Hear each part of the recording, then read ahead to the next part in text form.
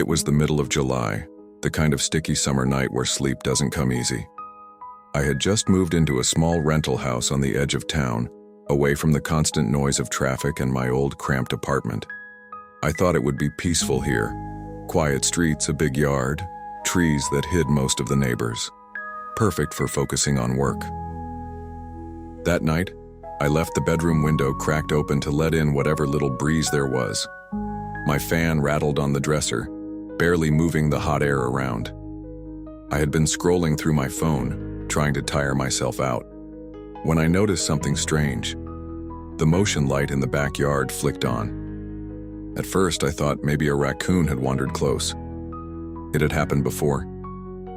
I sat up in bed staring through the slits of the blinds, but all I saw was the pale glow of the light spilling across the grass. No movement, no sound. I tried to shake it off, telling myself it was nothing, and eventually drifted into a half-sleep.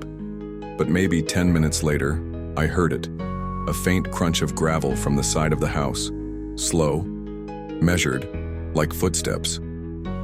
I froze, my hand instinctively reaching to lock my phone screen. The noise stopped, then picked up again, closer this time, deliberate against the stone path. I slid out of bed as quietly as possible, heart thudding in my throat, and peeked through the blinds. At first I didn't see anything, just the side yard washed in faint moonlight. But then, just past the hedges near the fence, a figure stood, perfectly still.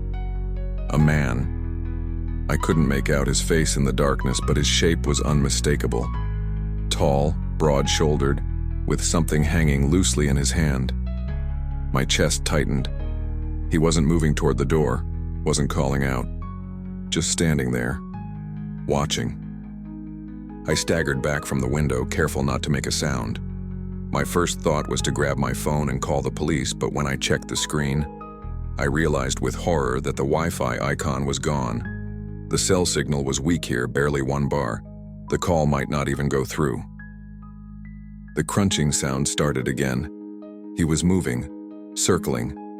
I dashed into the living room, crouching near the big front window. My stomach turned cold when I saw him again. He had crossed the yard and was now at my driveway, staring at the front of the house. This time I saw his face in the streetlight. He wasn't some lost neighbor or drunk stranger. His expression was wrong. Empty. His mouth hung slightly open, eyes fixed on the window like he knew I was right there. I ducked down, my whole body trembling. Should I yell? Turn on the lights? Run? Every instinct screamed to stay silent. Minutes passed. I didn't dare look up. But then, 3 slow knocks rattled against the glass. I nearly screamed. He was at my living room window, knocking. I crawled backward into the hallway, clutching my phone in my shaking hand. No signal bars now. Completely dead. My mind raced through options. Run out the back door. Hide. My car keys were by the front. Too far. Too risky. The knocks came again, harder this time, then stopped. Silence. I waited, straining to hear. Then, soft scraping. From the kitchen. My blood ran cold. He was trying the back door. I grabbed the heaviest thing within reach, a ceramic lamp from the end table, and crept into the bathroom, locking the flimsy door behind me. My breathing was shallow, ragged. I pressed my ear to the door and listened. The scraping stopped. Then came the slow creak of a window sliding open.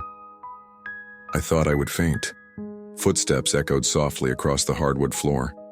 Heavy, measured, getting closer. I covered my mouth with both hands, trying to silence the sobs clawing up my throat. My mind was screaming to do something, but I couldn't move. My body had betrayed me, paralyzed by terror. The footsteps stopped outside the bathroom door. Silence. Then, in the lowest, raspiest voice I have ever heard, he whispered through the crack, "I know you're in there." Tears streamed down my face. I thought of my parents, of friends, of all the stupid little things I'd never get to do again.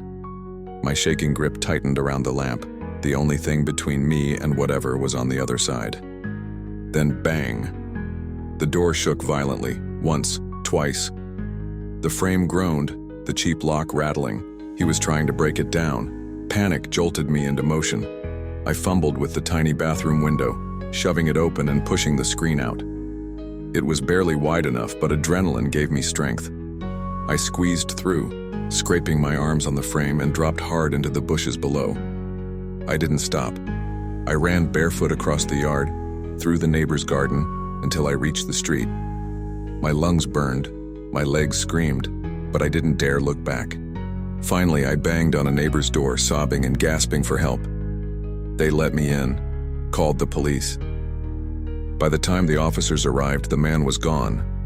No sign of forced entry, no fingerprints, nothing. Just the window left slightly open, swaying in the night breeze. I didn't go back to that house, not even to collect my things. I had friends gather them later.